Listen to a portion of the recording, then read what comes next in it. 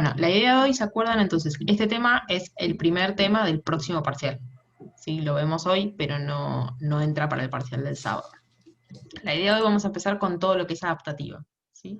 Lo primero que vamos a ver es ontogenia y activación de linfocitos T. La semana que viene vemos ontogenia y activación de linfocitos B, y después vemos dos casos. Un caso aplicado, que sería inmunidad en mucosas, y después homeostasis y tolerancia, que es cómo se mantiene el sistema normalmente o en condiciones homeostáticas. Si se acuerdan, un poco cuando hablamos de la hematopoiesis, dijimos que todas las células de nuestro sistema inmune y todas las células sanguíneas sobre todo, provienen de de un único progenitor, que es un stem cell. Más allá de la parte mieloide, que es la que no nos vamos a centrar, que es la que ya estuvimos viendo un poco, hoy vamos a hablar de todo el linaje, o parte del linaje, mejor dicho, que es el linaje linfoide. Es decir, proviene del progenitor linfoide común, que era esa primera subdivisión. Teníamos progenitor mieloide por un lado, progenitor linfoide por el otro. Cuando tenemos el progenitor linfoide, ese progenitor linfoide después se tiene que dividir, o sea, mejor dicho, se tiene que hacer el commitment, o se tiene que comprometer hacia dentro de los dos linajes linfoides, los particulares, que son linaje T, siendo un linfocito pre-T, que va a seguir una serie de caminos y una serie de divisiones, de proliferaciones y una serie de diferenciaciones que los va a llegar finalmente a ser un linfocito T CD4, ser un linfocito T CD8, ser un linfocito T regulatorio, ser un linfocito, bueno, gamma delta o alfa beta. Por el lado de este mismo linfocito pre-B, puede salir o puede diferenciarse las células NK, ¿sí? Que se acuerdan que dijimos que son células, serían las NK y las ILC en general, que son estas células linfoides del sistema innato, que se acuerdan que no tenían receptor T. O, por el otro lado, si no se va y no se compromete al linaje linfoide T, se puede comprometer al linaje al linaje B, perdón. El linaje B, vamos a tener también un linfocito pro-B, que a lo largo de su maduración va a llegar a ser linfocito B maduro, que con su activación se va a transformar en célula plasmática. O vamos a ver que hay otras poblaciones de linfocitos B que son un poco minoritarias y particulares, que difieren un poquito en su diferenciación. La clase de hoy entonces nos vamos a centrar en todo lo que son los linfocitos T, ¿sí? La generación de los linfocitos T. Simplemente a modo de repaso para que recordemos cómo eran los linfocitos B y T en cuanto a su expresión de receptor. El linfocito B tiene un receptor BCR, que era un anticuerpo de membrana, mientras que el linfocito T tiene un receptor conocido como TCR, que está formado por dos subunidades proteicas separadas, y como justamente esta subunidad proteica, que es la encargada de formar el bolsillo que reconoce a los antígenos, no es capaz de traducir señales, está acoplado a dos correceptores, así que son CD3. Estos dos receptores justamente son los que nosotros siempre utilizamos, por ejemplo, como marcador cuando hacíamos isometría. ¿Sí? Siempre que decimos que una célula es CD3 positiva, es justamente un linfocito T, ¿sí? Porque es las proteínas que acompañan al TCR. Ahora bien, estos TCRs, ¿sí? Son altamente variables, ¿sí? Porque justamente es lo que permite el gran repertorio de antígenos reconocidos. Y esta alta variabilidad está codificada genéticamente en parte. ¿Sí? Entonces, hablemos un poco de cómo es la estructura de ese receptor T. Los receptores T, yo les decía que son genéticamente variables, pero no están codificados, se acordarán de otras materias, no están codificados como una única hebra de ADN que se transcribe y traduce simplemente. ¿Sí? Lo que ocurre es que tiene que haber recombinaciones genéticas de sus distintas partes, está como armado en pedacitos. Y la recombinación de esos distintos pedacitos y esas distintas partes es lo que nos permite esa amplia variabilidad genética, por ende esa amplia capacidad de responder o de reconocer distintos tipos de antígenos. Básicamente hay dos tipos de TCR distintos, lo que se conoce como alfa-beta, que es el más conocido, o mejor dicho, el más abundante, y el que se conoce como gamma-delta. Los gamma delta son minoritarios, son una población minoritaria de linfocitos que expresan este gamma delta y tienen funciones particulares. Nosotros nos vamos a centrar en los linfocitos convencionales T o alfa beta, ¿sí? Básicamente la formación y el repertorio es igual, cambia un poco su ontogenia y cambia después su funcionalidad. Nosotros nos vamos a centrar en la subpoblación alfa-beta. En ambos casos siempre está compuesto por un rearreglo de J o B de J, hay una parte constante que ahora vamos a ver, y siempre recordemos que el TCR, además de requerir a CD3 como transductor de señales, necesita moléculas correceptoras que le permitan reconocer moléculas de clase 1 o de clase 2 a fin de reconocer el péptido antigénico. Dependiendo si expresa CD8 o si expresa CD4, va a poder asociarse con moléculas de clase 1 o moléculas de clase 2 y de esta manera reconocer. ¿Sí? Entonces, el sistema génico, ¿sí? Así como nosotros veíamos el sistema génico HLA, que era el de clase 1 y clase 2, bueno, el sistema génico del TCR está compuesto básicamente por 4 loci. Por un lado tenemos el loci A, que está formado que es el que codifica para todas las partes de la cadena alfa, que vamos a tener una parte constante, es decir, que no es variable en la población, no es polimórfico. Una región B, ¿sí? Que está generado por 70 a 80 fragmentos separados entre sí, y una región J, que son más o menos 61 fragmentos. En el caso del locus B, además de tener una región B y una región J, aparece unas nuevas regiones intercaladas que son las regiones D, perdón. Y en el caso del alfa, el gamma delta, tiene una estructura muy similar, el único tema es que el cassette, por así decirlo, delta, está inmerso dentro del loci A. Y ahora vamos a ver cuál es la característica, o cuál es, mejor dicho, la consecuencia funcional de que eso ocurra. Entonces, estos distintos pedacitos no implica que yo cuando vaya a transcribir y traducir voy a transcribir toda la proteína. Lo primero que tiene que ocurrir es justamente una selección de un B con un J, una cadena constante, o un B con un D con un J, y luego la cadena constante. Eso es lo que nosotros llamábamos recombinación somática, que seguro la vieron en otra materia, como lo típico que se ve de inmuno. Entonces, la recombinación somática es un proceso irreversible que ocurre a nivel del ADN, en el cual se pierde información genética, y en el rearreglo lo que ocurre es que justamente se ocurre la recombinación o la unión de distintos fragmentos B, D y J, ¿sí? en los alelos, lo que permite la expresión ahora sí de un TCR funcional. Es decir, la única manera de que ese TCR sea funcional es que ocurra la recombinación entre fragmentos B, D y J, o fragmentos B y J, dando lugar a una proteína mucho más pequeña que ahora sí tiene la conformación necesaria. ¿Hasta acá bien? No dije nada nuevo, me parece. Entonces, esto va a ocurrir, esta recombinación, que es la esencial para el funcionamiento de los T, va a ocurrir durante la ontogenia de los linfocitos T, que justamente va a ocurrir, tiene 3 etapas muy diferenciadas, tanto temporal como espacialmente.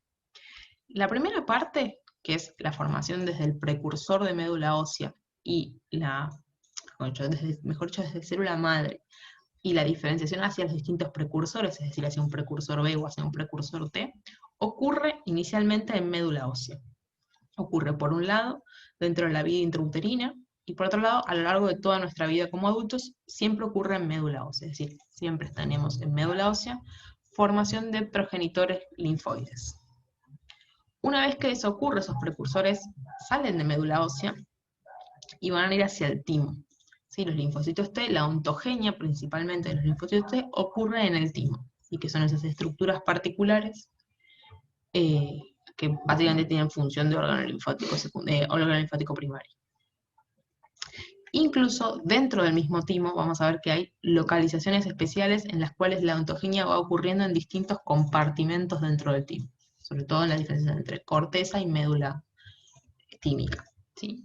Entonces, el segundo paso sería la diferenciación de esos precursores hacia la formación de linfocitos T inmaduros.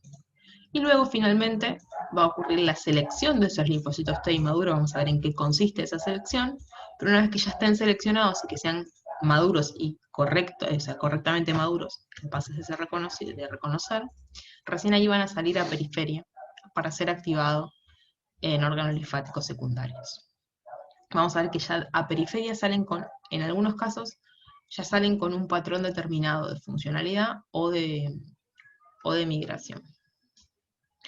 Es muy importante para todo este proceso, sobre todo lo que ocurre en el timo, es esencial la interacción con el estroma del timo. Vamos a ver que hay células en el estroma del timo particulares con funciones únicas, que cualquier falla en esas células genera fallas en la ontogenia de los linfocitos T, y por ende genera fallas en la inmunidad, ya sea del tipo autoinmunes o del tipo inmunosupresoras, ¿sí? O inmunodepresoras. Por eso justamente el timo tiene un microambiente muy particular y especializado y está arquitectónicamente organizado para su función de desarrollo y de ontogenia. Bien, ahora sí, si nos centramos en lo que ocurre básicamente en el timo y en la ontogenia, una vez que ya tenemos el linfocito T como prolinfocito T, lo primero que va a ocurrir siempre es el reordenamiento del TCR, ¿sí? Esta recombinación somática y la posibilidad de expresar un TCR funcional en membrana. ¿Sí? Esa expresión del TCR en membrana es lo que me determina los pasajes por los distintos estadios de maduración. En el primer caso yo voy a tener entonces un prolinfocito T que no expresa nada en membrana. Voy a pasar por un estadio intermedio en el cual solamente expresa una de las cadenas correctamente y la otra es una cadena que se llama sustituta, que es lo que nosotros conocemos como pre-BCR. Después, finalmente, sí, va a expresar las dos cadenas. A ver, un segundo.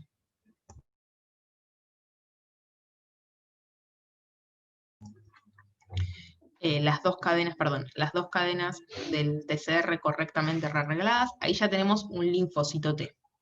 Ahora bien, ese linfocito T no sabe todavía si es CD4 o CD8. ¿Sí? Lo primero que tengo que hacer con ese linfocito T es probar que ese TCR sea funcional. ¿Sí? ¿Se acuerdan que yo les decía que el TCR reconoce el antígeno, o sea, el péptido antigénico, en el contexto de clase 1 o de clase 2?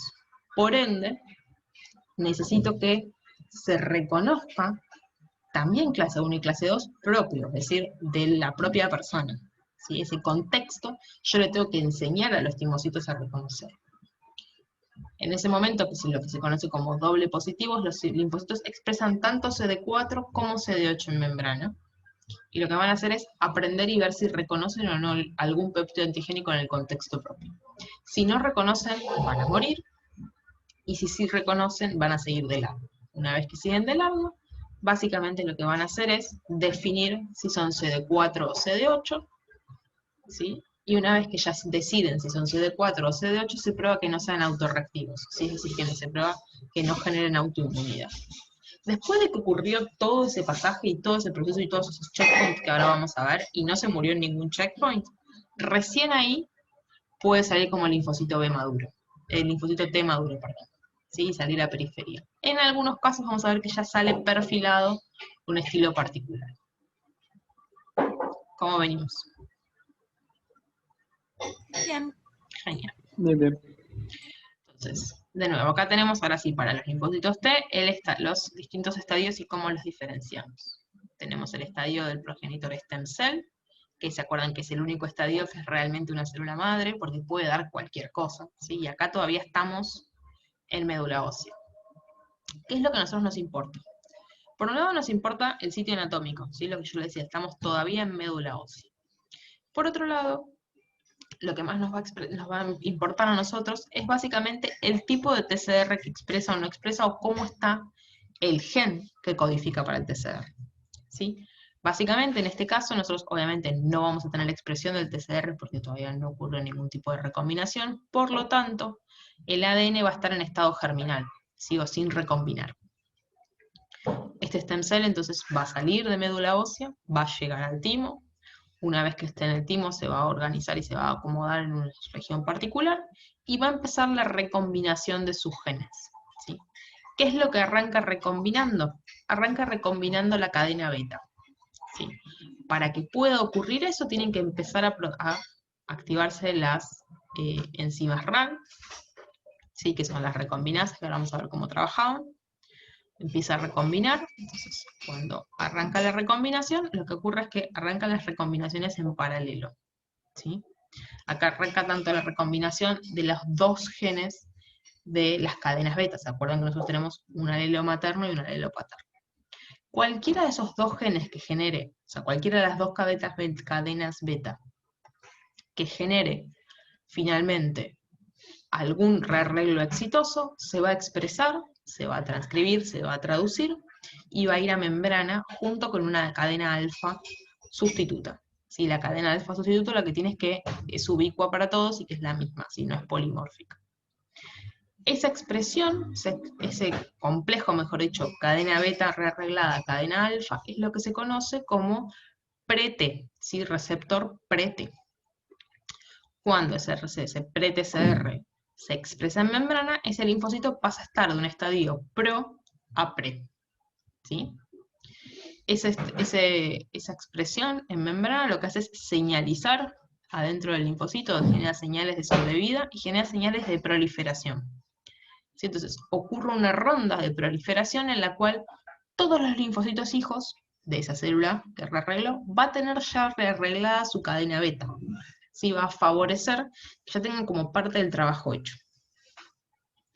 Una vez que ocurre esa ronda de proliferación, se vuelven a activar las recombinasas RAG, ¿sí? Y ahora lo que ocurre es la recombinación de las cadenas alfa. De nuevo, las dos en paralelo.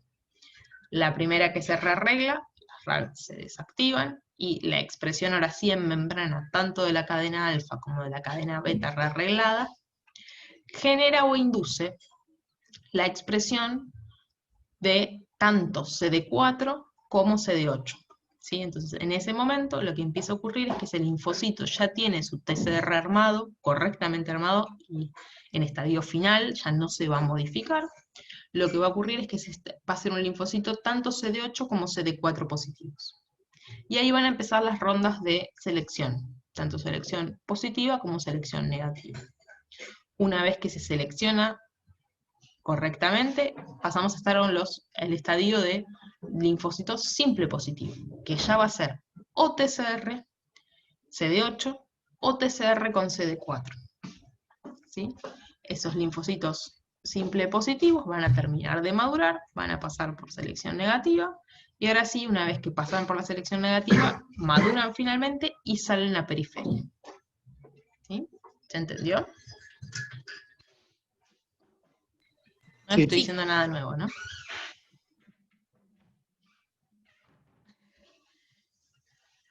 Bien, solamente para que recuerden cómo eran las recombinaciones somáticas, el orden en el rearreglo siempre es primero la cadena beta, lo que va a ocurrir es el rearreglo de J, de J, y después B de J, eso da lugar al pre-TCR, y que después ocurre el rearreglo de la cadena alfa. ¿Sí? Básicamente las recombinasas RAG lo que hacen es unir dos porciones de ADN, asociar las dos puntas, y eliminar lo que queda en el medio. ¿Sí? Recuerden que, por eso, primero es irreversible y genera una pérdida de material genético. Si nosotros lo pensamos, cuando nosotros sacamos sangre, las únicas células sanguíneas de nuestro cuerpo, más allá de los glóbulos rojos que perdieron el núcleo, los linfocitos tienen un genoma diferente al nuestro, porque perdieron material genético. Tanto linfocitos B como linfocitos T. ¿Sí? Las dos entonces enzimas principales van a ser las recombinasas RAG 1 y 2, funcionan como conjunto, y además tenemos una desoxinucleotidil transferasa terminal, que lo que muchas veces hace es que el pegado sea más inespecífico y pone nucleótidos al azar, generando aún más diversidad en el TCR. Todo este fenómeno, yo les decía que tenemos alelo materno, alelo paterno, existe un fenómeno que se llama exclusión alélica.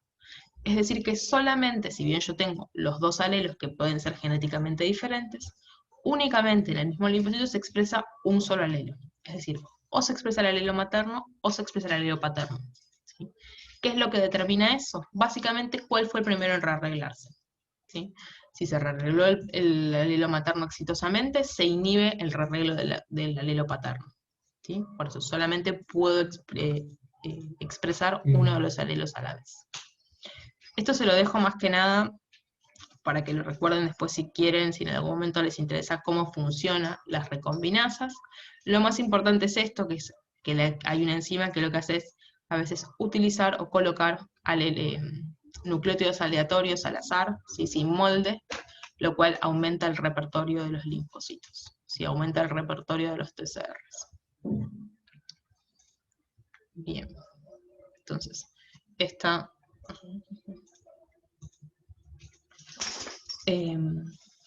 rearreglos entonces van a ocurrir entre pre-T y doble positivos. Otro esquemita, simplemente como por si les queda un poco más claro, a veces me gusta, en este tema es como medio a veces complejo, entonces está bueno tener como varias posibilidades.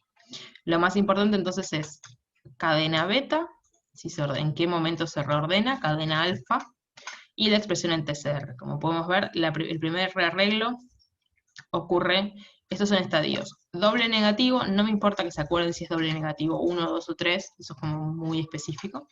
La diferenciación para nosotros es doble positivo o doble negativo, que está dada justamente por la expresión o no de CD4 y CD8. ¿Sí? Entonces, lo primero que se rearregla es la cadena beta, que esto me va a dar lugar al pre-TCR, ¿sí? Que es la cadena beta ya rearreglada y una cadena alfa sustituta. Las cadenas alfa, ¿sí? Ya se expresan las dos como rearreglada. Y la expresión o no en membrana de un pre-TCR o el TCR completo con o no CD4 y CD8. Esto era lo que les comentaba de nuevo, más allá de acordarse del estadio doble negativo, el estadio doble positivo y el simple positivo, ¿en qué momentos ocurre la selección positiva y negativa? Si van a ocurrir juntas, mejor dicho, van a ocurrir escalonadas, pero juntas temporalmente, por así decirlo, es decir, primero viene la selección positiva y luego la negativa, asociada justamente a un cambio de localización dentro del timo, ¿sí? Y una vez que ocurre tanto la selección positiva y negativa, recién ahí los linfocitos pueden emigrar como linfocitos T-naive. O sea, van a ser T-naive porque no fueron activados, autorrestringidos porque reconocen a sus propios SMH, y a su vez no autorreactivos, ¿sí? Justamente lo que yo les comentaba, siempre el precursor hematopoyético va a ingresar al timo, esa es la organización básica de un timo, en la cual podemos diferenciar lo que es corteza externa, corteza interna o zona córtico-medular, es como esa interfase, y la médula. Entonces, el precursor hematopoyético va a ingresar, y la primera parte de la proliferación y diferenciación va a ocurrir a lo largo de la corteza, perdón, ¿sí? Acá vamos a tener los estadios de N1, es decir, doble negativo 1, doble negativo 2, 3 y 4.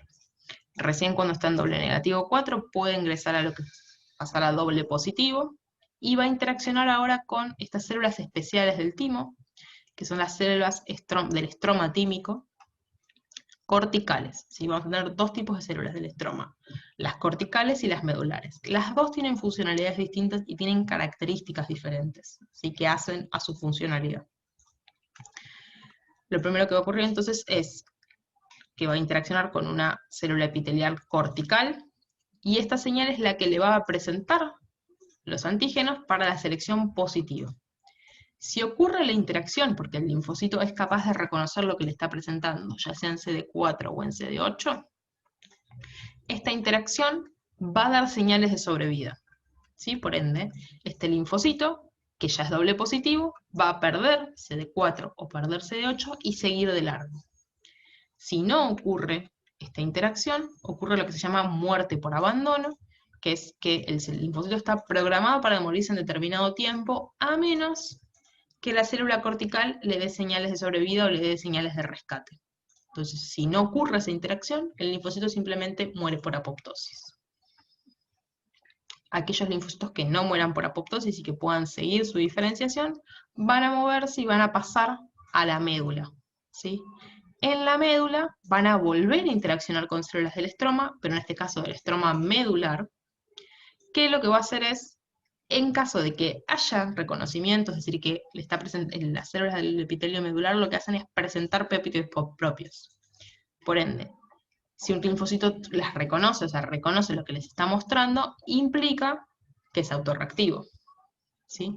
Entonces, en este caso, aquellas células que mueran, o sea, aquellas células que reconozcan algo propio, van a morir por selección negativa, ¿sí? Es decir, esa célula le va a generar señales de apoptosis y únicamente van a poder salir del timo, aquellas que no reconozcan nada propio. ¿En qué consisten? Bueno, acá lo tenemos de nuevo en un esquemita por ahí un poco más amigable. Dijimos que esta es la zona córtico-medular, que es por donde ingresan, o la zona medio de iniciación. Vamos a tener el primer recorrido a través del córtex, sigo de la corteza, que es donde va a ocurrir la selección positiva. En la selección positiva, lo que ocurre es que las células del estroma tímico cortical presentan péptidos propios, ahora sí, en un contexto tanto de clase 1 como de clase 2. ¿Sí? Y lo importante es que los linfocitos sean capaces de reconocerlos, porque yo necesito que sean capaces de reconocer péptidos en el contexto propio, es decir, sean capaces de reconocer el CMH propio. Aquellos linfocitos que reconozcan las señales proporcionadas por el estroma van a sobrevivir, y aquellos que no van a morir por abandono o por apoptosis. ¿Sí? En este caso, además de dar señales de sobrevida, hay dos teorías, pero hay dos modelos, mejor dicho. El timocito, que era doble positivo, es decir, que era CD4 y CD8, va a pasar a ser simple positivo, es decir, solo CD4 o solo CD8. Simplemente no está muy claro todavía cuál es el modo, o sea, cómo ocurre esa diferenciación o esa selección entre ser CD4 o CD8. Los dos modelos que explican esta pérdida de CD4 o CD8 es lo que se llama modelo estocástico, en el cual primero la célula pierde CD4 o CD8 aleatoriamente y queda como simple positiva, y una vez que eso ocurre, interacciona con las células estromales, y si puede interaccionar y reconocer si es CD8 en clase 1 y si es CD4 en clase 2, sigue su camino, y si no, muere por apoptosis. ¿Sí? Eso es lo que se conoce como modelo estocástico. O sea, lo estocástico está en que la célula decide aleatoriamente cuál de las dos correceptores deja de expresar. El otro modelo es lo que se conoce como modelo inductivo. En el modelo inductivo lo que ocurre es que lo primero que ocurre es la interacción con la célula del epitelio. ¿Sí? Y esa célula reconoce en el epitelio algo presentado o por clase 1 o por clase 2. Dependiendo qué es lo que reconoció, si es por clase 1 o si es por clase 2, pierde el otro correceptor. ¿Sí? Pierde el correceptor que no utilizó, por así decirlo. ¿Está bien? Es como que la célula del estroma le dice, en base a con qué fue reconocida, con qué receptor quedarse. Esto todo, recuerden, ocurre en la corteza. ¿Sí? Una vez que ocurre en la corteza, pasamos a la médula. En la médula tenemos las células del estroma medular, justamente, y ocurre la selección negativa. En este caso, lo que se asegura es que los linfocitos T no sean autorreactivos, es decir, no reconozcan antígenos propios con mucha afinidad. Les acabo de decir que todos los linfocitos reconocen lo propio con cierta afinidad, ¿sí? Porque tienen que reconocer clase 1 y clase 2 para poder interaccionar y reconocer el péptido antigénico. Pero ese reconocimiento no tiene que ser muy fuerte, no tiene que ser suficiente solamente para activar al linfocito. Entonces, en este caso lo que va a ocurrir es que las células del estroma tímico medular van a presentar una serie de péptidos propios, ¿sí? E incluso péptidos que son, o proteínas mejor dicho, que son tejido específicas, ¿sí? ¿Por qué?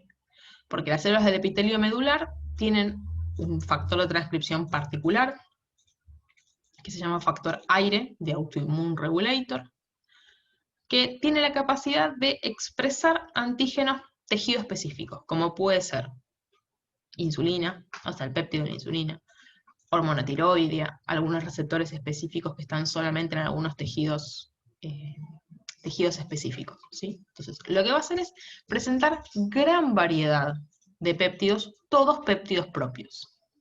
Cuando eso ocurre, se lo presenta a todos los linfocitos que ya vienen como simple positivos, Y en esos casos, si yo tengo presentación antigénica exitosa y doy señales al linfocito, esos linfocitos van a morir, ¿sí?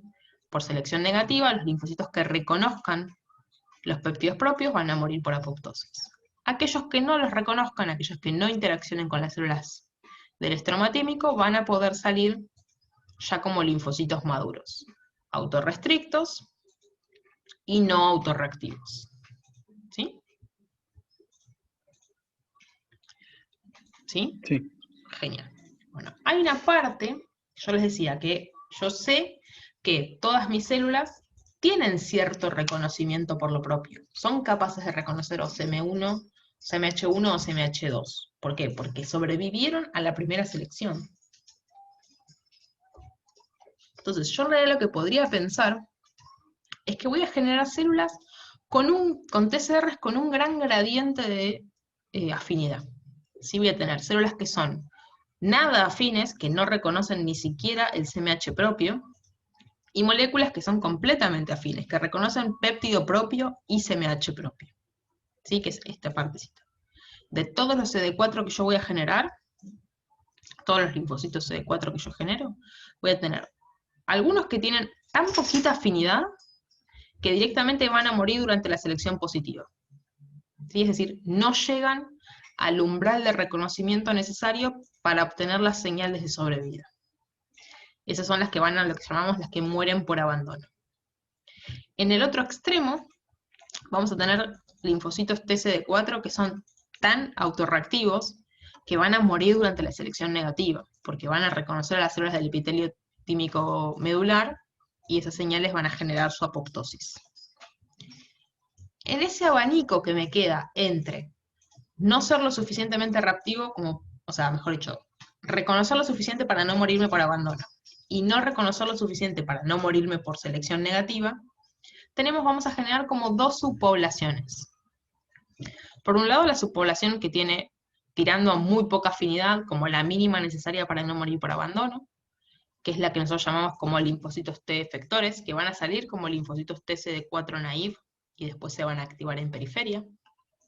Y una pequeña subpoblación que está en el borde de ser autorreactiva, ¿sí? Que están como ahí. Todavía no se murieron porque no son lo suficientemente autorreactivas, pero tienen una gran afinidad por antígenos propios, que van a salir a periferias, es decir, van a salir del timo hacia periferia, pero con una particularidad. Van a salir ya con un patrón de activación, por así decirlo, o con un patrón génico que las vuelve regulatorias, ¿sí? O las vuelve inmunosupresoras. Y son las famosas T regulatorias naturales o T regulatorias tímicas, ¿sí? Estas T regulatorias naturales o tímicas, que son las Treg convencionales, expresan un factor de transcripción que se llama FOXP3, ¿sí? Que las vuelve regulatorias. Y su activación, en lugar de ser secretorias normales como la CD4, lo que van a hacer es secretar citoquinas antiinflamatorias y tener otros mecanismos de supresión de los linfocitos T efectores. ¿Sí? Vamos a ver que hay una subpoblación que no son naturales o que no son tímicas, pero estas son las que ya salen de timo y con ese imprinting de vos vas a ser regulatoria, ¿sí? Vos vas a ser inmunosupresora. Y estas T regulatorias son esenciales para la homeostasis, ¿sí? En periferia. Son el mecanismo fundamental de tolerancia periférica, que evita la autorreactividad en periferia. ¿Sí? Si estas células fallan por algún motivo, vamos a ver que puede ser porque falla FOXP3, porque falla aire, porque falla cualquier mecanismo, de los cuales tienen, los linfocitos T efectores que salen de timo pueden volverse autorreactivos y pueden generar autoinmunidad, problemas de alergia, problemas en el embarazo sobre todo, ¿sí? Incluso rechazos a trasplantes. ¿Se entendió esto? Sí. Genial. Entonces, esto es lo que hablábamos del repertorio T. Tengamos en cuenta que todo este proceso claramente tiene muchas posibilidades de fallar. Puede fallar la recombinación de cualquiera de las partes de la cadena alfa, cualquiera de las partes de la cadena beta, el ensamblado, la expresión de CD4, la expresión de CD8, que lo que se generó no sea lo suficiente, o sea, no sea funcional, no sea lo suficientemente funcional como para reconocer clase 1 o sea autorreactivo. Si yo tengo todo en cuenta todo lo que puede fallar, más o menos el 90% de los timocitos que se producen en el timo muere por apoptosis antes de salir del timo. Es decir, básicamente, por cada linfocito naive que yo tengo en circulación, se pueden haber muerto 90 en el camino.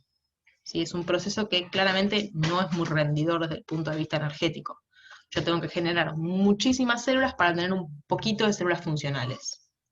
De todos los que genero, la gran mayoría se va a morir por abandono. Es decir, no van a generar TCR funcionales. De las que quedan, algunas se van a morir porque son autorreactivas, perdón. Y recién de esas, que no se murieron en ninguno de los dos casos, van a salir como self-restrictors, o sea, son tolerantes, autorrestrictas, y eso es lo que conocemos como repertorio T. Ese repertorio T va a estar dado por los distintos clones, cada clon con la capacidad de reconocer un epítope antigénico particular. ¿Sí?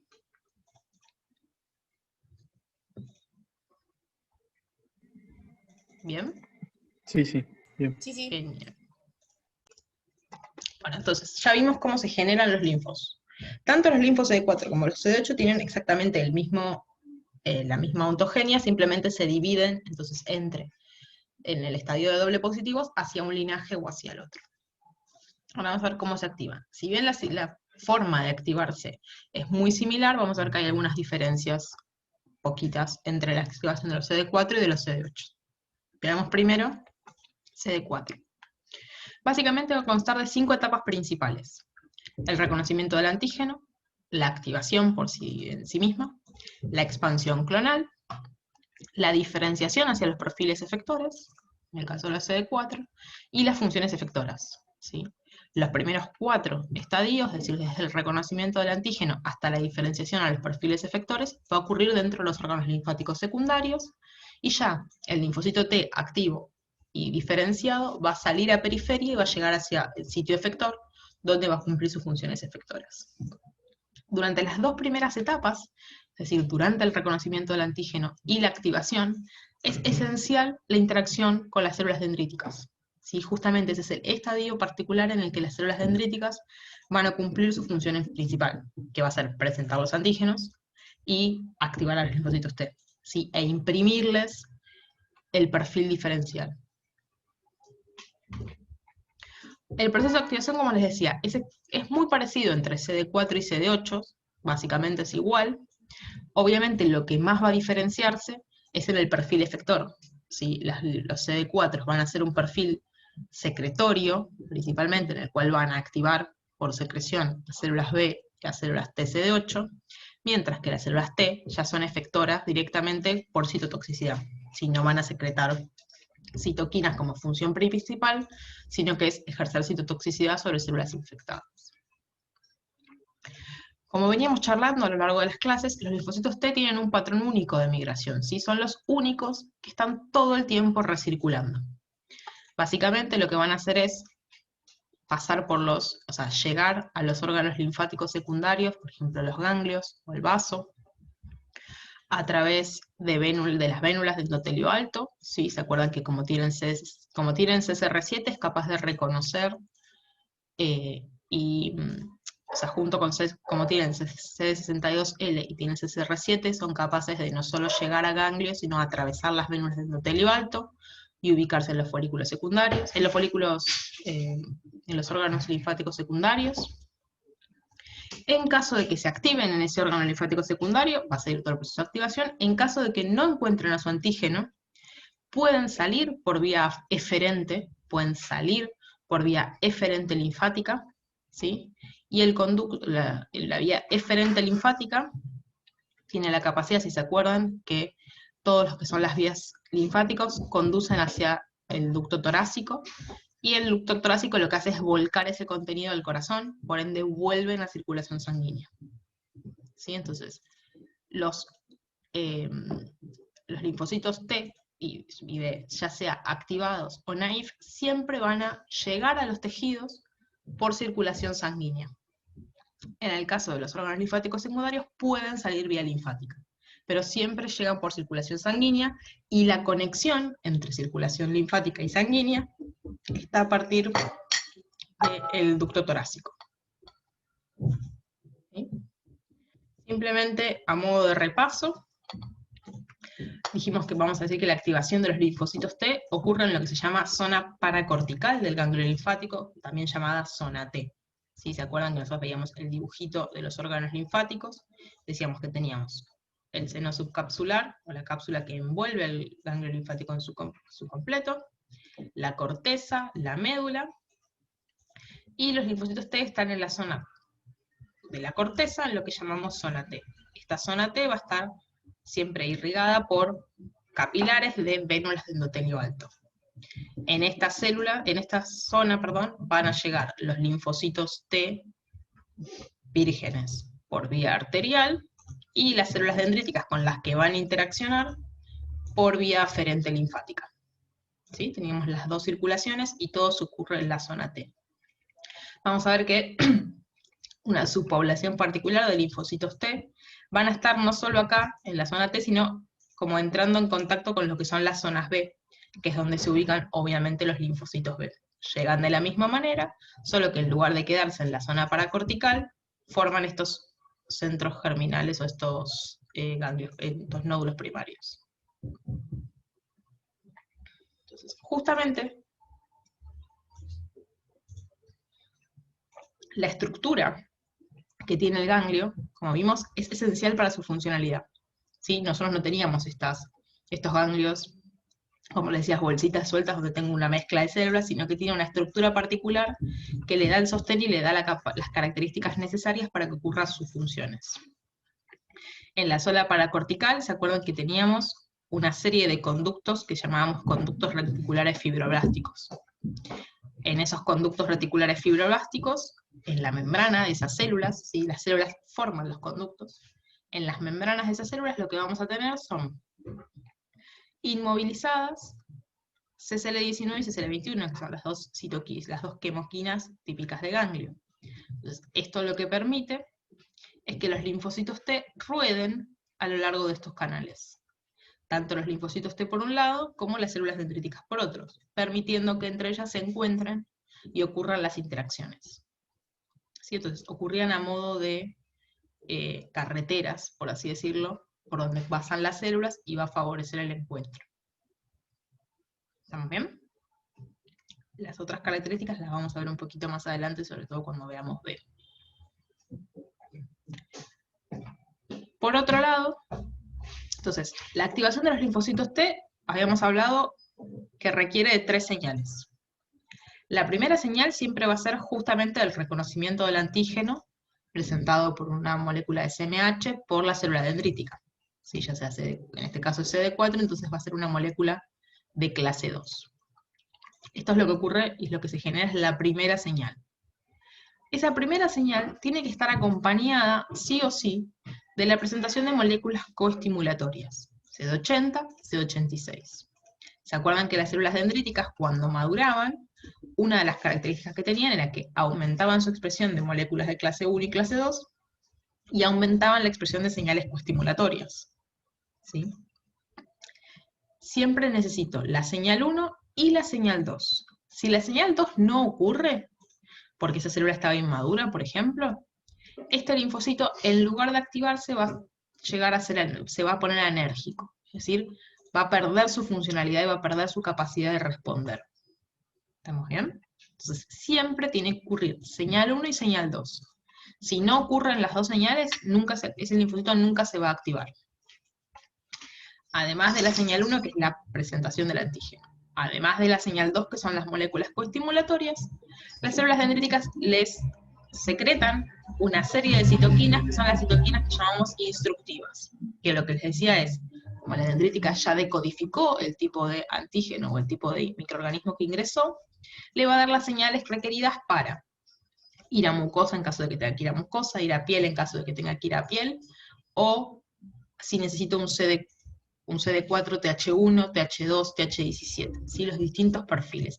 Esas señales va a generar un microambiente que favorece la diferenciación de ese linfocito hacia alguno de los perfiles funcionales.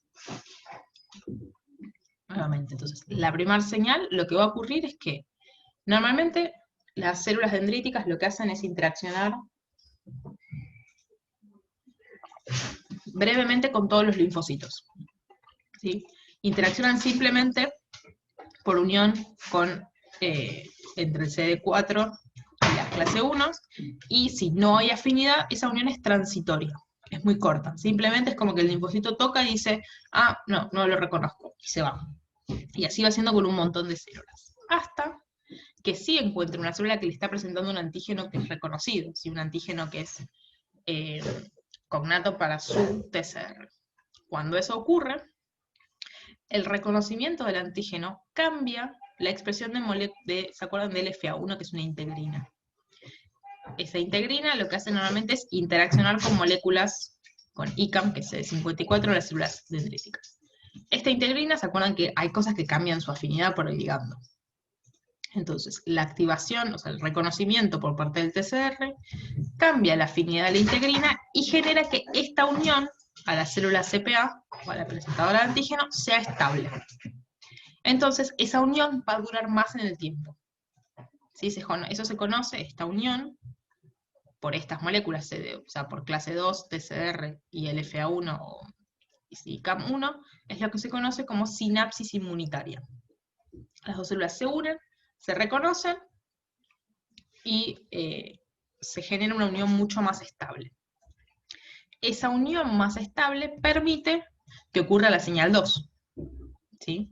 Una vez que ocurra el reconocimiento del antígeno y estas dos células se genera esa unión más estable, que quedan unidas en más tiempo, permite que la célula dendrítica, que tiene aumentada CD80-86, pueden leer en algún momento, si leen algo que no sea el libro, CD80-86 conocidas como B2, 1 y B2-2.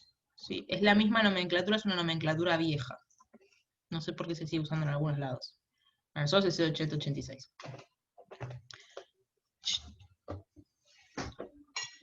La gata me está haciendo lío atrás de cámara.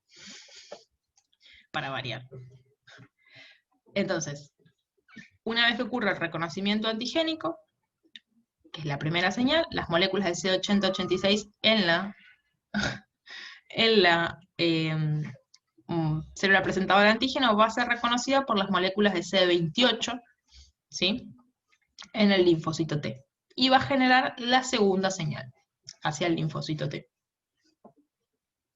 A su vez, esa señal de CD80-86 y cosa, es recíproca. Se genera lo que se llama crosstalk o conversación, por así decirlo. Por un lado, la célula dendrítica activa el linfocito T. Pero por el otro lado, el linfocito T también activa la célula dendrítica. ¿Sí? Pasa de estar madura a activa. Esas señales, lo que ocurre es que el reconocimiento justamente en el linfocito T de la señal 1 y 2 activa la expresión de CD40 ligando. Esa expresión de CD40 ligando, obviamente va a ser reconocida por la célula dendrítica que tiene CD40, es decir, tiene el receptor de CD40 ligando. El reconocimiento, por esta interacción 40-40 ligando, activa la célula dendrítica y aumenta la expresión de CD80-87. ¿Se entendió? Tenemos una activación recíproca. Por un lado, el T, o sea, la dendrítica obviamente activa el T, pero el T a su vez activa la célula dendrítica, aumentando las moléculas coestimulatorias, aún más. Si ya las tenía aumentadas por estar madura, las aumenta aún más. ¿Sí? Esto vamos a ver que es importante para la activación de linfocitos TCD8. Es un paso clave. Una vez que esto ocurre, una de las cosas que se activan en el linfocito T es la expresión del receptor de alta afinidad de la interleuquina 2. Todos los linfocitos naive tienen un receptor de la interleuquina 2. ¿Sí? Ahora, ese receptor está generado por dos subunidades. Ese receptor en realidad puede estar en dos isoformas, formado por dos subunidades o por tres. Cuando tiene 2 subunidades, tiene baja afinidad por la interleuquina 2, y cuando expresa la tercera, que es CD25, pasa a tener alta afinidad por la interleuquina 2. ¿Sí? Entonces, la segunda señal de activación va a inducir la expresión de CD25, y a su vez la dendrítica produce interleuquina 2. ¿Sí? Entonces, por un lado produce el ligando y por otro lado le aumenta el receptor. Cuando esa interacción ocurre entre, es decir, el linfocito T activado reconoce con mayor afinidad la interleuquina 2, lo que va a ocurrir es que se da señales de proliferación. Y ahí arranca la expansión clonal. ¿Sí? Entonces, la dendrítica lo activa y le da las herramientas necesarias para que ocurra la expansión clonal. ¿Bien? Sí. Sí. Y una consulta, ¿eso Sí. lo va a... o sea, las interleuquinas, las células dendríticas las va a estar expresando siempre, digamos? Sí, son homeostáticas. En general, Ok, las expresa siempre, cuando se activa expresa todavía más. ok. Pero siempre tiene que haber, o sea, los linfocitos T, todos los linfocitos T, requieren de interleuquina 2 principalmente para sobrevivir y sí o sí para proliferar. Entonces, si bien Ok. a veces hay aumento de interleuquina 2, lo que favorece con esto es que la poca interleuquina 2 que haya, te la van a ganar los linfocitos que están en proliferación, porque tienen el receptor de alta afinidad. Entonces, Ok. la interleuquina 2 es un reactivo limitante, por así decirlo, entonces van a ganar aquellos que tengan la expresión de alta afinidad. Vamos a ver que esto también es un mecanismo de, por ejemplo, control de los linfocitos T regulatorio.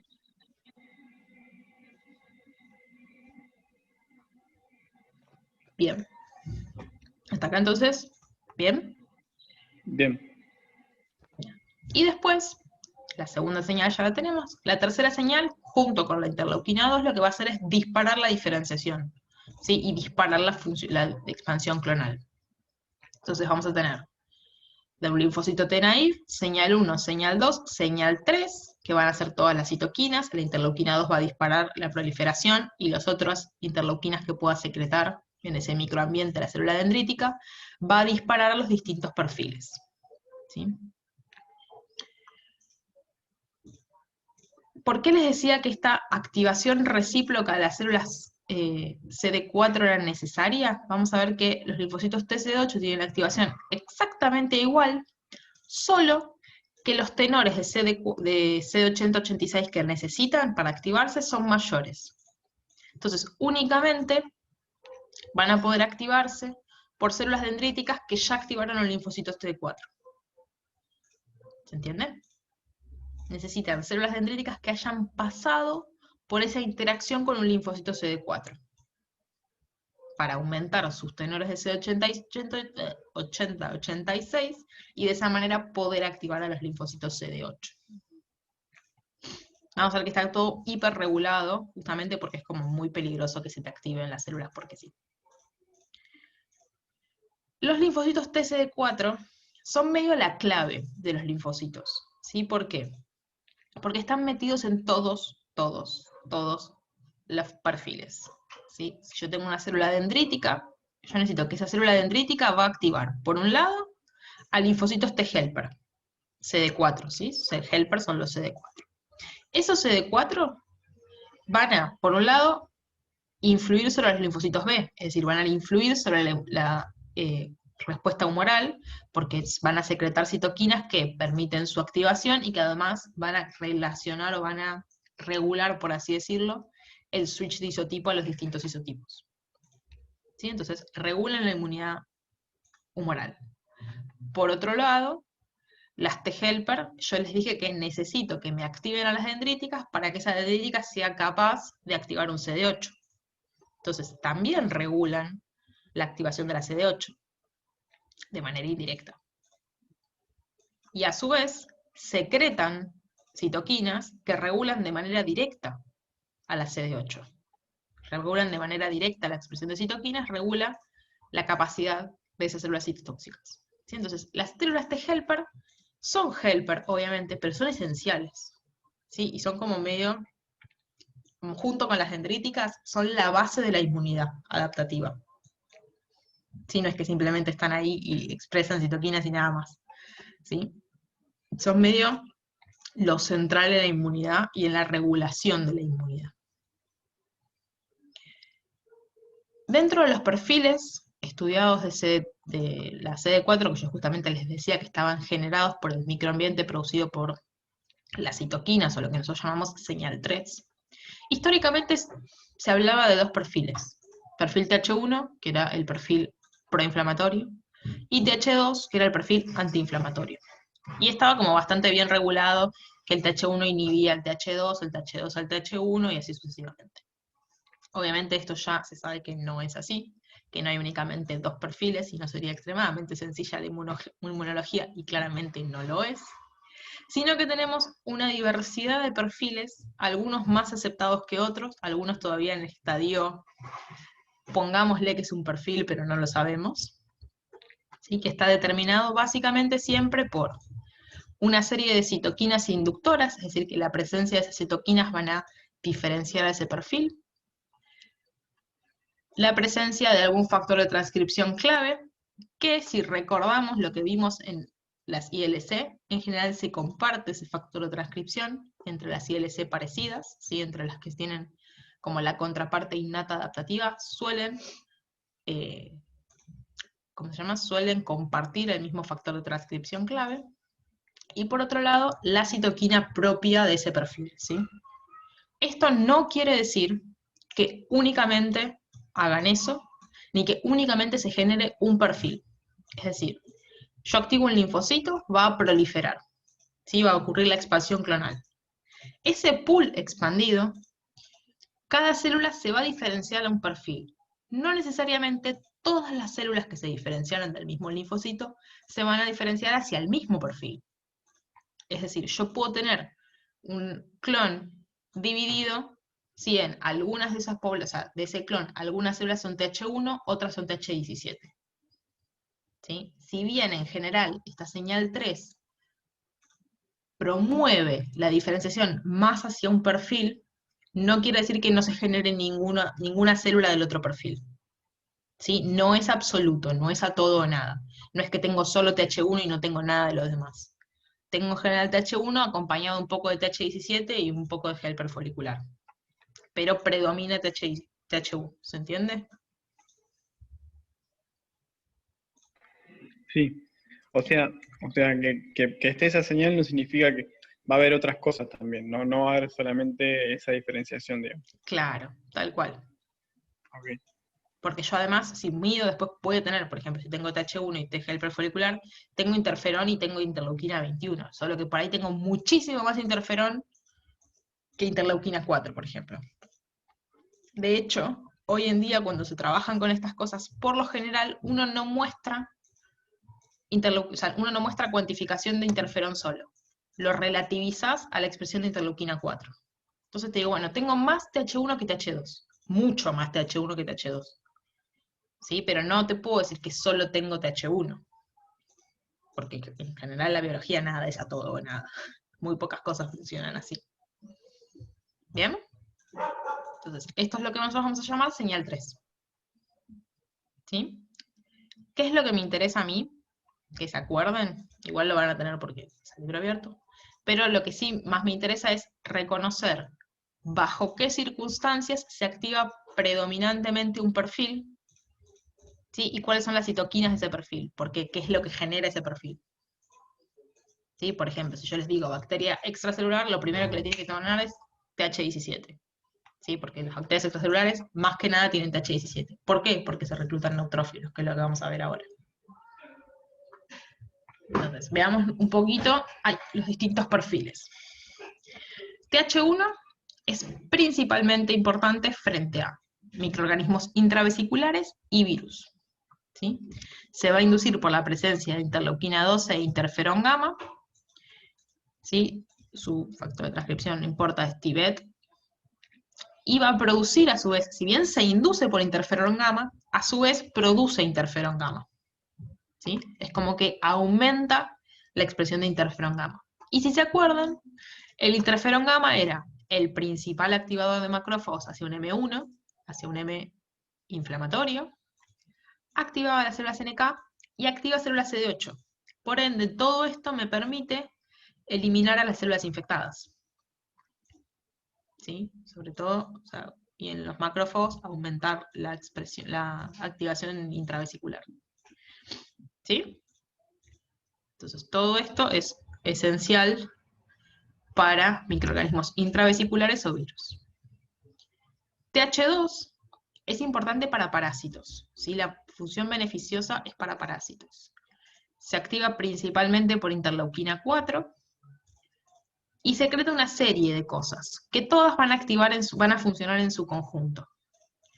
Por ejemplo, la interleuquina 13 lo que va a hacer es, sobre todo, inducir la reparación epitelial. ¿Sí? Generalmente los parásitos dañan epitelios y dañan gravemente los epitelios. ¿Sí? Entonces, por un lado, produce la reparación y promueve parte del epitelio, que es la descamación de los epitelios con tal de tratar de arrastrar a los parásitos.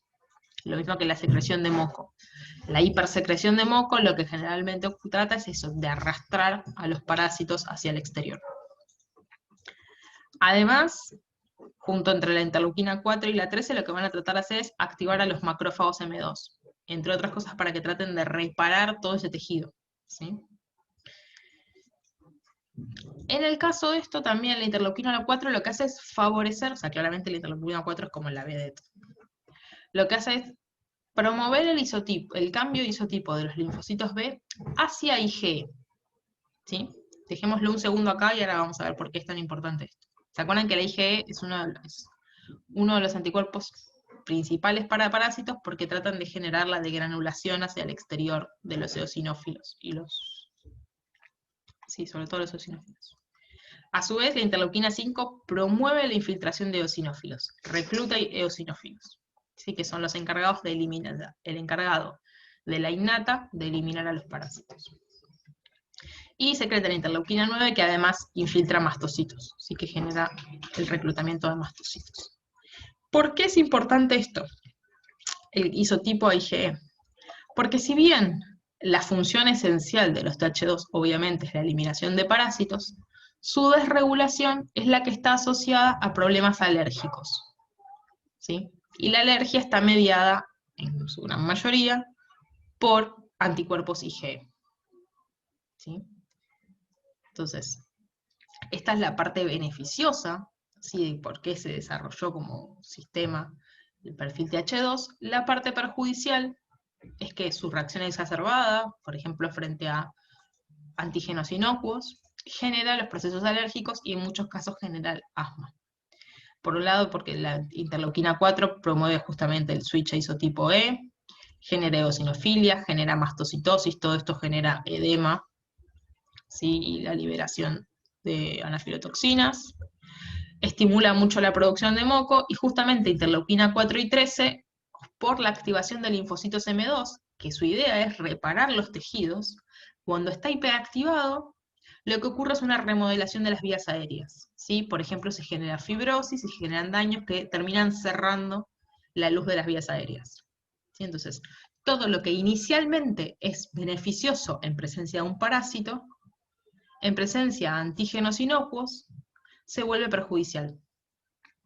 ¿Sí? Entonces puede desarrollar un problema alérgico o puede desarrollar directamente lo que sería asma, que es como la exacerbación. ¿Sí? Vamos a hablar un poquito de esto cuando veamos hipersensibilidades, porque justamente la alergia es una hipersensibilidad, pero tengamos en cuenta eso, porque en general todo el mundo como que queda en el inconsciente cuando te dicen, TH2 alergia, sí, bueno, pero no es la función del TH2. Claramente no vamos a desarrollar todo este sistema para tener alergia. No es muy inteligente desde el punto de vista evolutivo. ¿Sí? Perfil TH17. Como yo les decía, son esenciales para microorganismos extracelulares. La diferenciación de los TH17 va a ocurrir en 3 etapas. Que básicamente cada etapa de los TH17 necesita una citoquina particular. Para la diferenciación hacia TH17 necesitamos la presencia de TGF-beta, que parece un poco raro porque es justamente una antiinflamatoria, pero bueno, en el conjunto ocurre así. Una vez que se diferencian, se autoamplifican, ¿sí? Para lo que se necesita interleuquina 21, y se establecen. Si el TH17 es como un perfil un poquito particular, porque no es un perfil del todo estable. Básicamente porque es hiperinflamatorio, ¿sí? Es muy inflamatorio el TH17. Entonces, suele ser poco estable. Para que se estabilice, tiene que haber continuamente presencia de interleuquina 23. Cuando esto ocurre, el TH17 se vuelve TH17, con su expresión de error gamma T, y lo que va a liberar es, obviamente, interleuquina 17, de ahí su nombre, interleuquina 21, que permite su amplificación, e interleuquina 22. La interleuquina 22 tiene la particularidad de actuar sobre células que no son del sistema innato, no son del sistema inmune, ¿sí? Actúa sobre los epitelios.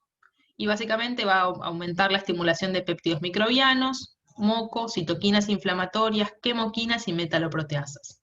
Sí, va a activar al epitelio infectado, o al epitelio de la zona de infección.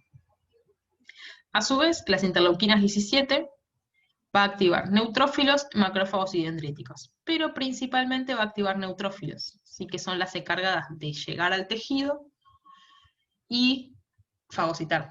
Microorganismos extracelulares básicamente se eliminan por fagocitosis. ¿Bien? Por otro lado, todavía lo estamos agarrando un poco con pinzas, que es el TH9. El TH9 inicialmente se caracterizaba como TH2 y se veía que algunos TH2 se diferenciaban a TH9, y secretaban interleuquina 9. Ahora pareciera ser por el momento que hay como dos posibilidades de TH9. Una es que provenga un TH2 diferenciado de TH9, y por otro lado que se induzca directamente como TH9. Se los comento por si en algún momento lo llegan a leer. Está todavía medio agarrado con pinzas, si es realmente un perfil diferencial o no. Y más que nada está asociada justamente al mantenimiento de los compartimentos regulatorios, ¿sí? En condiciones fisiológicas, y justamente como está asociada con un TH2, suele estar asociada al mantenimiento de procesos alérgicos, ¿sí? Por eso también está estudiada. Sí, se la estudió básicamente porque pareciera ser que está involucrada en el mantenimiento y en la acumulación de mastocitos durante los procesos alérgicos. Perfil T helper folicular. El T helper folicular es esencial y es el encargado de la activación de los linfocitos B y la consecuente producción de anticuerpos, es decir, van a favorecer el switch de isotipo hacia un isotipo u otro. Y a su vez lo que van a hacer es, obviamente, la activación y la diferenciación hacia célula plasmática o hacia célula de memoria. Requiere siempre la interleuquina 21 y la 6 para poder reconocer y para poder, o sea, secretan interleuquina 21 y reciben interleuquina 21, por ende junto con los TH17 tienen como capacidad de automantenerse. Y en general, dependiendo el patrón que liberen, por ejemplo, si liberan interleuquina 4, vamos a ir hacia un tipo, y si liberan interferón, vamos a ir hacia otro tipo de switch, ¿sí? Eso lo vamos a ver un poquito más adelante cuando veamos B. No nos vamos a meter mucho igual en las características de cómo se induce el switch de isotipo hacia un tipo u otro. Todavía no está del todo muy establecido qué es lo que favorece el switch hacia un tipo de isotipo particular, excepto en algunos casos muy particulares. Y el perfil regulatorio. ¿Se acuerdan que yo les comenté que el perfil regulatorio tenemos un perfil regulatorio que es el que conocemos como tímico o perfil regulatorio Treg naturales, que son estas células que salían ya del timo con un perfil regulatorio y expresaban FOXP3. Además de esas células, los CD4, ¿sí? Que se activan en periferia bajo algunas condiciones muy particulares, pueden diferenciarse a células regulatorias, yo estoy trabadísimo, células T regulatorias. Esas células T regulatorias son las conocidas como iTregs, de T regulatorias inducidas. Y pueden expresar o no FOXP3. Vamos a tener una población que son iTregs FOXP3 positivas, que van a funcionar exactamente igual que las naturales, y una población que son FOXP3 negativas, que son las TR1 y TH3, que únicamente van a secretar citoquinas antiinflamatorias. interleuquina 10 las TR1, TGF-beta las TH3. ¿Sí? ¿Cómo actúan esos mecanismos de las T regulatorias? Por un lado, todas las T regulatorias lo que hacen es secretar TGF-beta e interleuquina 3, que son citoquinas antiinflamatorias, por lo cual inhibe la función de las T regulatorias, las T efectoras. Por otro lado, en algunos casos, pueden reconocer células dendríticas y reconocer linfocitos T e inducir su apoptosis por expresión de enzimas hiperforinas. ¿Sí? Como si fuese un T citotóxico, bueno, generan citotoxicidad sobre T efectoras y sobre células dendríticas. Otro mecanismo que tienen es lo que se llama disrupción metabólica. Principalmente, todas las células T regulatorias, en particular la FOXP3 positiva, expresan CD25, ¿sí? Que se acuerdan que es el receptor de alta afinidad de la interleuquina 2. Por ende, y la otra particularidad que tienen es que no producen interleuquina 2. Por ende, lo que hacen es deprivar a todas las células cercanas de interleuquina 2. Están constantemente consumiendo interleuquina 2. Si se acuerdan, lo que vimos al principio de la clase, o a mitad de la clase, la interleuquina 2 era esencial para la sobrevida y la proliferación de los linfocitos.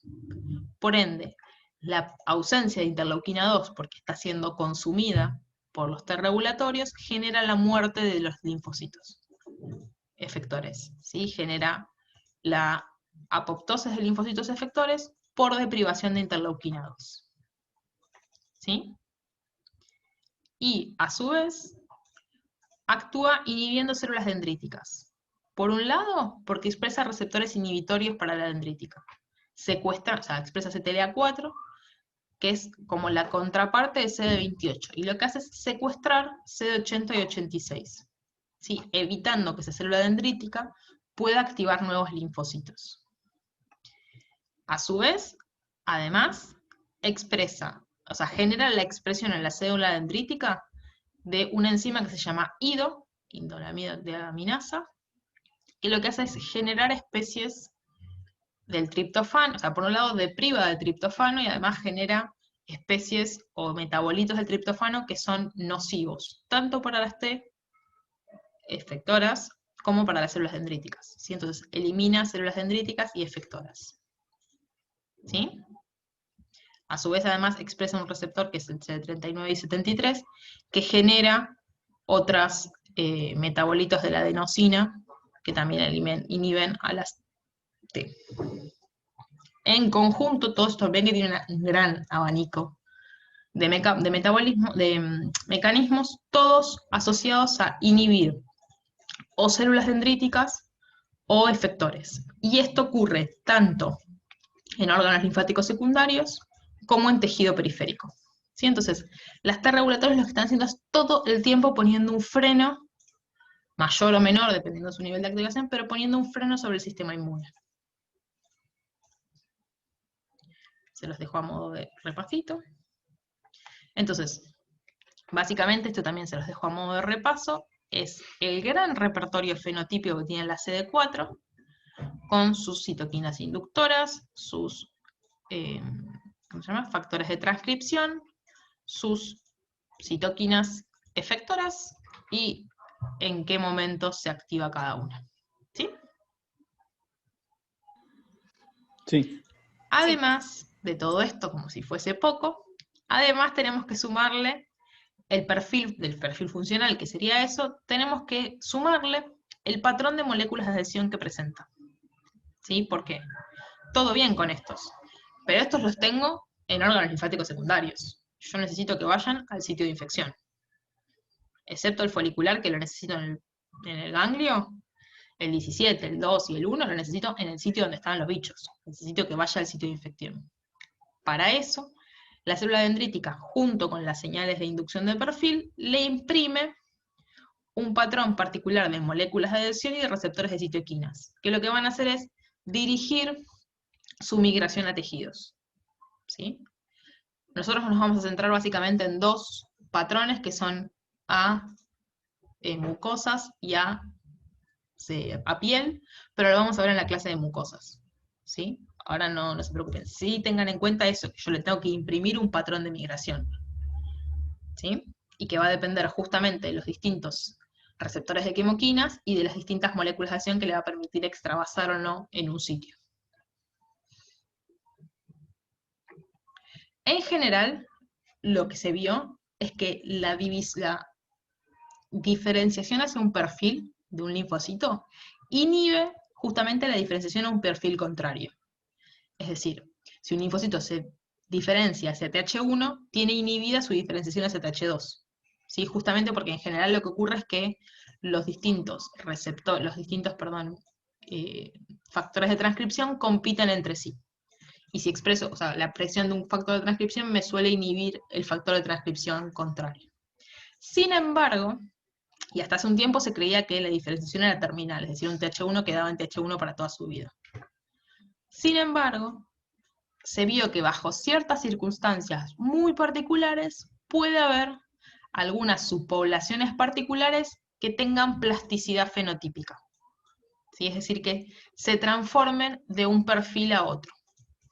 Los únicos dos perfiles que hasta ahora no se vio que tengan plasticidad es TH1 y TH2. Son como muy contrapuestos. Y en general, o sos TH1 o sos TH2, y para siempre. Lo que sí se vio es, por ejemplo, la presencia de que un TH2 se pueda transformar en un TH9, por esto era lo que les decía, que todavía no estamos muy seguros si son realmente o no perfiles diferenciales. Esto se vio, y pareciera ser que también se vio el pasaje de naive a CD9, a TH9, perdón, sí, pero no se sabe, todavía está como medio con pinzas. Se vio sí que el TH17 es el más plástico, puede pasar a TH1, que suele ocurrir, y puede pasar a interleuquina 4. Puede pasar a TH2. Y el más grave que se vio, y que en realidad está muy asociado a patologías, sobre todo patologías autoinmunes, y más que nada, por ejemplo, lo que sería enfermedad de Crohn, colitis ulcerosa y demás patologías de las mucosas, es la presencia de linfocitos que son normalmente T-regulatorios, es decir, son antiinflamatorios, que bajo ciertas circunstancias se transforman, o sea, estos son, por un lado, siempre regulatorios, ¿no? CD4 que salió y se transformó en regulatorio, que en circunstancias patológicas se transforman a TH17, es decir, dejan de ser antiinflamatorios y se transforman en lo más inflamatorio que tenemos. Y en general esto siempre está asociado a patologías. Una de las más comunes es la colitis ulcerosa, que es por autoinmunidad. ¿Sí? Y justamente ocurre este pasaje y se ven poblaciones de TH17 que son patológicas. Hasta acá cerraríamos CD4. ¿Alguna duda? Es lo más difícil porque son millones de perfiles. No, yo no. Por ahora, ¿Bien? por ahora no. CD8. Básicamente la activación es exactamente igual, con la trampita esa de que necesitamos que las células dendríticas hayan pasado por la activación con una célula CD4. ¿Sí? Entonces, la célula dendrítica, como las TH8, CD8, necesitan un nivel de coestimulación superior, tienen que haber interaccionado con una CD4 y activado, o sea, se tienen que haber activado por la interacción y la reciprocidad, qué difícil que me salió eso, la reciprocidad con una CD4. Una vez que ocurre, la CD8 simplemente se activa. En este caso no vamos a tener perfiles funcionales. El perfil funcional de una CD8 es único, el citotóxico. Esta va a ocurrir en el nódulo linfático o en el ganglio linfático, tiene que salir a periferia, llegar al tejido, y en el tejido ocurre la segunda activación, ¿sí? Salen de tejido como dormidas, por así decirlo, y tiene que ocurrir una segunda activación en el sitio para que ocurra realmente la citotoxicidad. Acá les dejo la interacción, como para que la tengan de repasito, de las moléculas involucradas en este crosstalk entre CD4 y células dendríticas, que después permite la activación de la CD8. Y esto era lo que comentaba. ¿Eso ocurre a la vez? Eso, o sea, se une a la CD4 y a la vez a la CD8. Ocurre de las dos maneras. Puede ocurrir secuencial, esto se puede separar, o sea, puede ocurrir esta interacción, separarse y la otra. y en algunos casos se ha visto células que están interaccionando con las dos a la vez. Ah, ok. Pero también puede estar separado en el espacio por un tiempito, o sea, separado en el tiempo, perdón. Todo depende de qué tan fácil le sea a la célula dendrítica encontrar. Piensen que estos dos tienen que tener tienen que tener receptores de algún antígeno presentado por la misma dendrítica. No necesariamente tiene que ser el mismo antígeno. Este va a estar presentado por clase 2 y este va a estar presentado por clase 1. ¿Sí? Sí. Bueno, los que les comentaba, justamente se van a activar en periferia, perdón, se van a activar en ganglio linfático y tienen que ir a periferia. Y en periferia se tienen que volver a activar. ¿Cómo se van a activar? Obviamente reconociendo a la célula infectada mediante las moléculas de clase 1. En este caso, la segunda activación no requiere de CD80-86, ¿sí? Por eso no necesita una célula presentadora de antígeno, sino una célula común que exprese clase 1. La citotoxicidad va a ser por mecanismos secretorios y no secretorios, tal como vimos para la CNK, ¿sí? Gramsimas, perforinas o inducción de Fas ligando. Y además vamos a tener producción de interferón gamma y TNF-alfa. ¿Sí? Se los dejo acá. ¿Se acuerdan que teníamos el mecanismo secretorio, que es liberación de granzimas y perforinas que ingresan a la célula, generan en el endosoma un poro e inducen apoptosis? Y no secretorio, que es la expresión en membrana de Fas ligando o trail, que induce la trimerización de Fas y por ende la apoptosis.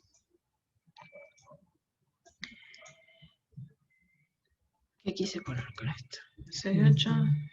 Bueno, además, lo vamos a ver un poco más en detalle cuando veamos memoria. Siempre de CD4 y de CD8 yo voy a tener un pool, ¿sí? Que se va a terminar en células de memoria, ¿sí? Las CD8, además, en general están asociadas no solo a la limpieza del virus, al clearance del virus, sino además pueden estar asociadas también a la terminación de la respuesta inmune.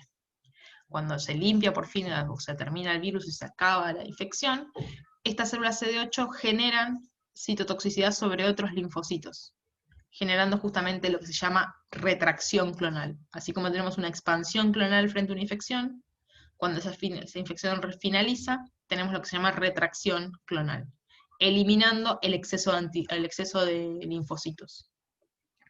Y un pequeño pool es el que va a quedar como de memoria. Que esto es lo que les decía, la respuesta sí tiene una dinámica, ¿sí? Por un lado yo tengo la presencia de antígeno, número celular, cuando yo activo voy a tener un cierto tiempo, que es lo que me va a tardar en generar y aumentar, o sea, todo este tiempo entre la activación y la función efectora depende de la llegada del antígeno, el reconocimiento en la célula dendrítica, la maduración de la célula dendrítica, la llegada al ganglio, la activación de las células de los linfocitos T en el ganglio, la expansión en el ganglio, la diferenciación y la llegada al sitio efector. Todo eso tiene que pasar en este lapso de tiempo, entre la activación y las funciones efectoras. Cuando las funciones efectoras son las suficientes para eliminar al antígeno, ¿sí? Para eliminar a la infección, ocurre lo que se llama contracción clonal. Todos esos linfocitos que se activaron se tienen que eliminar, ¿sí? Porque no podemos mantener esos linfocitos activos. Si bien la contracción elimina gran parte, hay un subpool que quedan con perfil de memoria. ¿Sí? Es decir, que no se eliminan, sino que pasan a estar en estado de reserva. Y eso justamente es lo que nos permite que frente a una reinfección, este pico sea mucho más alto, porque parte de esta base y los que se activan son este pool. Y este pool es mucho más rápido en activarse. Lo vamos a ver bien igual cuando veamos memoria. Bueno, acá tienen otra manera de verlo, en este caso contra un virus. Siempre el pico del virus va a estar mucho antes que el pico de los CD8, justamente porque los CD8 tardan mucho más y a su vez se activan justamente por este pico viral. Y las distintas funciones, tenemos poblaciones que quizás solamente la población terminal se elimina por completo y algunos clones en particulares que van a ir quedando de memoria. Estos clones de memoria son los que justamente van a permitir que frente a una reinfección nos activemos mucho más rápido. Por lo general, Si bien las dinámicas entre sí son muy parecidas entre una CD4 y una CD8, por lo general el número de células número de células CD8 es mucho más rápida y genera en su contracción un pool de memoria mayor que la CD4. ¿Sí? Suelen quedar como la memoria celular, el compartimento de memoria celular suele ser predominantemente CD8. Y esto es parte, además, antes de la retracción clonal, vamos a tener un proceso de fin de la expansión. ¿Sí? Yo activo en linfocitos, señal 1, señal 2, expando. ¿Hasta dónde expando? Tengo que tener alguna manera de controlarlo. Si expando eternamente, tengo un problema linfoproliferativo, ya tengo una patología, ¿sí? Que de hecho eso es lo que ocurre muchas veces. Entonces, como el proceso de expansión no puede ser controlada, no puede ser descontrolada, perdón, ni perdurar eternamente, la expresión o la recepción de señales 1 y 2, además de inducir la expansión clonal, va a inducir la activación de moléculas inhibitorias. Esas moléculas inhibitorias lo que hacen es como ponerle un timer a la capacidad de expansión. Esa molécula inhibitoria principal es CTLA4, ¿sí? ¿Qué es esto? CTLA4 lo que hace es reconocer también CD80-86, pero señalizar inhibitoriamente. Y además de señalizar inhibitoriamente, lo que hace es secuestrar CD80-86. Entonces, no deja que CD28 la reconozca y a su vez induce la inhibición. Y esto lo que hace es ponerle un freno a los linfocitos para que se dividan cierta cantidad de tiempo nada más. ¿Sí? Si falla CTLA4, de hecho ha pasado, si falla CTLA4, tenemos un problema linfoproliferativo, que puede llevar a linfomas, por ejemplo. ¿Sí? Porque tengo una expansión ilimitada de linfocitos. Simplemente, para que tengan en cuenta y lo recuerden, en esta materia no nos centramos porque ya es como muy específico, hay otras poblaciones de linfocitos T. Por un lado tenemos los linfocitos T gamma delta, ¿sí? Que lo que hacen es expresar un receptor gamma delta en vez de alfa beta, y justamente comparten la primera parte de la ontogenia, y se diferencian en la expresión de los TCR. Si el pre-TCR, o sea, si lo primero que se rearregló es beta, va a ser alfa beta. Si lo primero que se arregló es gamma y delta, va a ser una gamma delta. Es una población bastante minoritaria. Y por el otro lado, bueno, y se van a activar también en periferia, ¿sí? Van a tener una funcionalidad particular en la cual nosotros mucho no lo vemos, pero tienen un repertorio mucho más restringido las gamma delta. Y simplemente para que lo tengan, más que nada las gamma delta, además, lo que hacen es principalmente intervenir en la modulación de las respuestas innatas y adaptativas, y en la reparación tisular post-infección. Sí, que nosotros mucho no nos vamos a meter, vamos a hablar un poquito cuando veamos homeostasis, pero en general inmuno siempre lo pensamos como activación de la respuesta inmune. Genial, matamos todo. Y después hay que regenerar todo lo que se dañó, no solo por el patógeno, sino por la misma respuesta inmune. Bueno, las gamma delta están bastante metidas en eso, en la regeneración y generando la activación inicial muy temprana de la respuesta inmune adaptativa, respuesta inmune innata, perdón, si tienen una activación rápida y generan como que favorecen la contención inicial, y luego la reactivación por la respuesta adaptativa. ¿Alguna duda? No. ¿No? Bien.